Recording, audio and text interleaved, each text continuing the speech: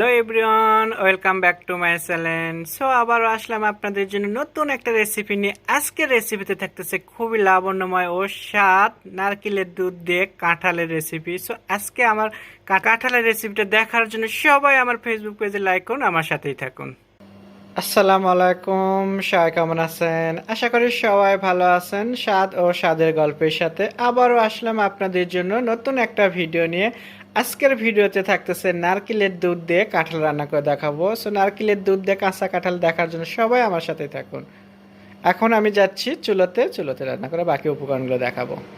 চুলোতে আমি একটা প্যান বসাই দিচ্ছি আর সাথে আমি তেল দিয়ে দিচ্ছি।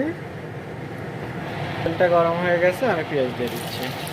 পেঁয়াজটা ভাজার জন্য আমি একটু লবণ অ্যাড করে দিচ্ছি, দিয়ে আমি এটাকে একটু ভালো করে ভেজে নেব। পেঁয়াজটা দেখতে পাচ্ছেন পেঁয়াজটা আমার ভাজা হয়ে গেছে। এখন আমি এখানে কিছু বাটা মশলা দেব, একটু হলুদ গুঁড়ো, মরিচ গুঁড়ো, আদা রসুন বাটা, একটু জিরে গুঁড়ো দিয়ে সাথে একটু দিয়ে দেবো আমি পানি। মশলাটা আমি একটু কষানো হয়ে গেছে, এটা কষে নিলাম। এখন আমি সাথে দিয়ে দিচ্ছি একটু চিংড়ি মাছ। চিংড়ি মাছটা দিয়ে আমি আবারও 2 মিনিট কষা নেব। চিংড়ি মাছের গ্রেভিটা আমার কষানো হয়ে গেছে, দেখতেই পাচ্ছেন। সাথে আমি দিয়ে দিচ্ছি এখন কাঁচা কাঁঠাল, আলাদা করে কোনো সেদ্ধ করে রাখিনি।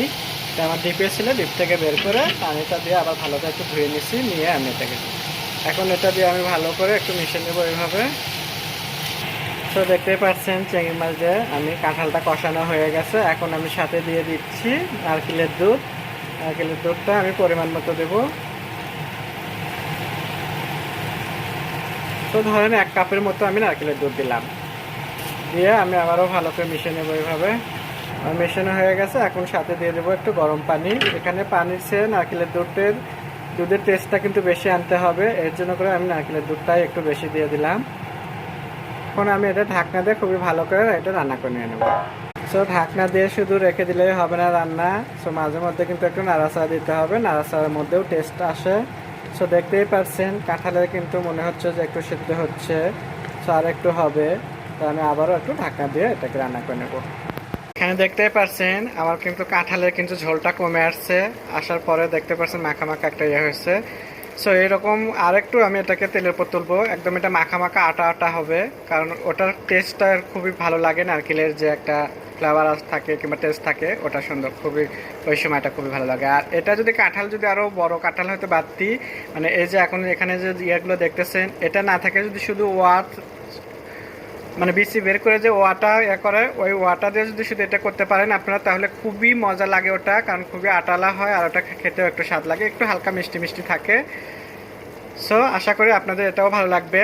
আপনাদের যদি ভালো লাগে থাকে তাহলে অবশ্যই বাসায় এভাবে একবার ট্রাই করে দেখবেন, যে খুবই মজাদার একটা কাঁঠাল রান্না করে দেবেন। আর কাঁঠালের রান্না সবসময় নতুনভাবে রান্না করবেন, তাহলে দেখবেন যে স্বাদ লাগবে। সো আমার হয়ে গেল দেখতে দেখতে নারকেলের দুধ দিয়ে কাঁঠালের রান্না। আমি আর এটা 1 মিনিট চুলোর উপর রেখে অফ করে দেবো।